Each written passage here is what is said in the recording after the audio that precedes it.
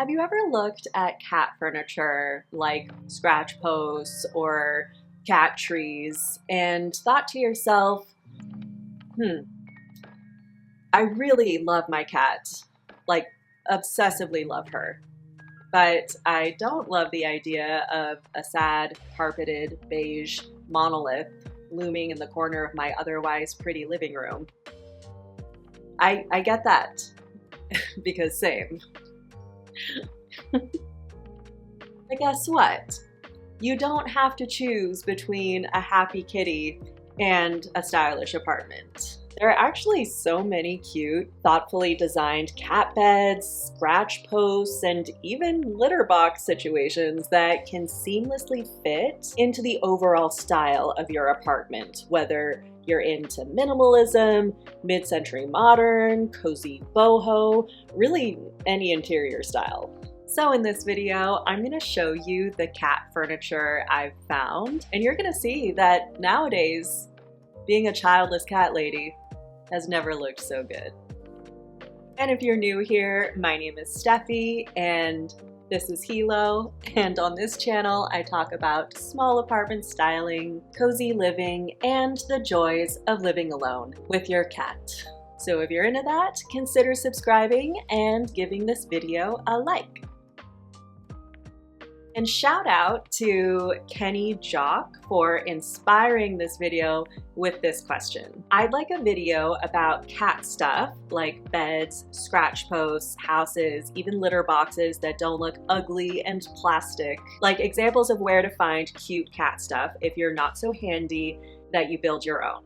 This was a great question, and the good news is after spending hours looking at cat stuff for this video, I can report that I think we're in a golden age of cat furniture. There really is so much out there, and I actually had to put a lot of effort into narrowing down my selections because I probably could have made this into a full-length feature film if I included every piece that I liked. But I'm not trying to be the Scorsese of cat furniture videos. So I kept it to about like 25 to 30 items, which should be a good place to start if you want to pamper your kitty while keeping things pretty. So let's start with cat beds. Now, I know if you buy your cat a cat bed fit for a princess, there's a good chance they'll just ignore it and sleep in the box it came in instead.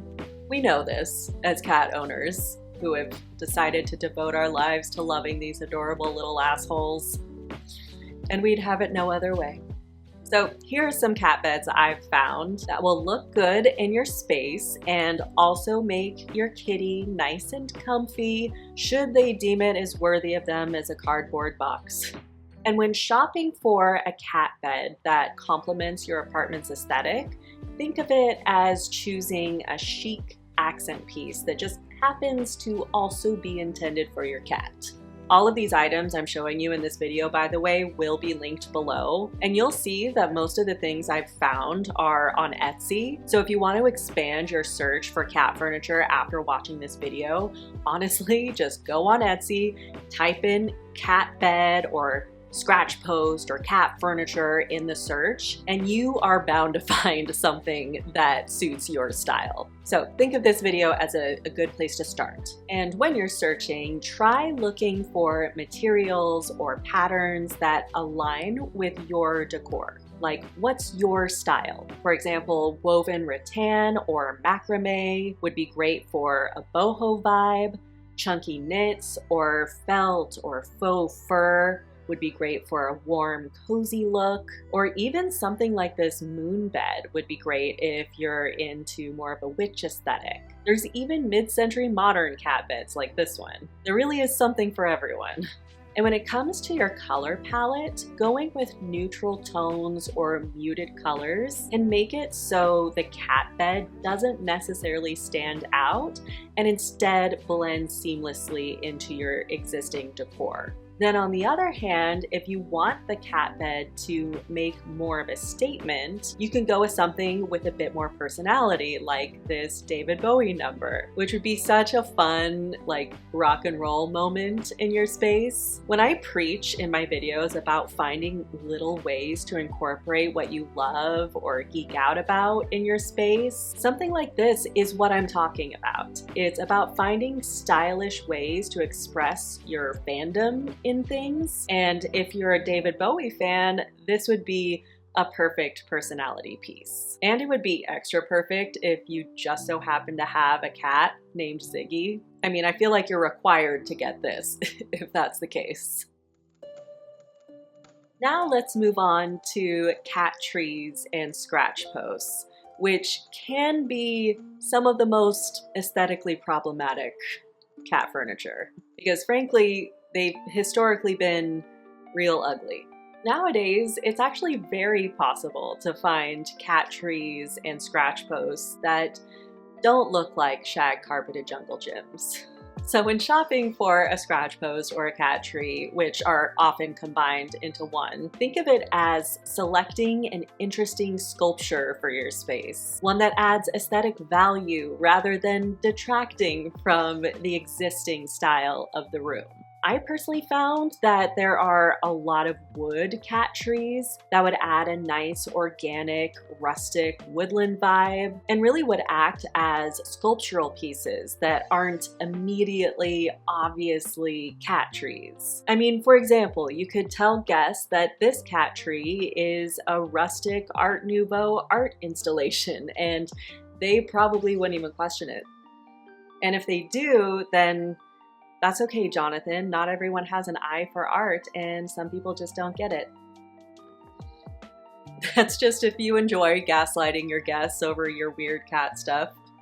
There are also some cat trees that look really cute and cozy with flower-shaped cushions combined with that rustic wood look, which I think balances a kind of playfulness with style. I mean, we are talking about cat trees here. I mean, they don't have to be super serious. And there are also even scratch posts that double as wall art, like these. These are actually quite pretty as pieces of wall art. Granted, it'd have to be wall art hung quite low for your kitty to reach, and you'd of course need the wall space for it, and you probably want to prioritize like your true art over something like this. But in certain situations, this could be a good option. And by the way, this one can kind of be a little rug situation as well as something you could hang. So just some ideas. And if you're really short on space, but you really want to give your kitty a place to climb, you can opt for a little shelving obstacle course thing like this. No additional floor space is taken up, and it's neutral enough to not be an eyesore. It's not made out of plastic, it's not silly and kitschy looking. I mean, don't get me wrong, it would be a bit of a visual commitment. So I guess it depends on how much you want to dedicate your apartment's aesthetic to your cat. But you could do a smaller scale version of this. You don't have to go all out like in this picture. So basically, try searching for cat trees and scratch posts that could almost be mistaken for a sculptural art element, rather than an ugly carpet tower you impulsively ordered on Amazon to keep your cat from destroying your couch. Moving along, we have the dreaded litter box situation. Arguably the only shitty thing about having a cat, so to speak. And unlike the previous cat furniture I've covered here, which can make a noticeable style statement if you want them to, the litter box is something we definitely want to be as unnoticeable as possible. And even though you can't, like, wrap a Harry Potter invisibility cloak on it and make it magically disappear, there are ways to make it more subtle. And probably the best way to do that is to get a litter box cabinet like one of these. They look just about like normal cabinets with no funny business going on inside, but in reality, They have a little secret kitty bathroom inside. They do pretty much look like any old normal cabinet if you don't look hard enough. For us apartment dwellers, it's not like we have a laundry room or any kind of discreet extra space to tuck the litter box away in, like a lot of homeowners do. So unfortunately, us renters really have to coexist with the litter box. So we have more of a reason to make them as relatively cute and discreet as possible. And if you don't have room in your small apartment for what basically amounts to another piece of furniture, there are some actual litter boxes that aren't offensively ugly. I mean, let's be honest, a litter box will never quite be pretty, but there are some that look pretty good, like these ones. The litter box that Hilo and I have is actually quite similar to this one, which is basically a litter box pretending to be a planter, and we love that for us. I actually wouldn't recommend the one we have, which I ordered from Chewy a while ago. It's frankly pretty flimsy, and I'm not even gonna link to it. It's just not great. And I would like to get a new litter box, but I like the idea of it. And this one on Etsy looks like it does a better job of achieving the terracotta planter look.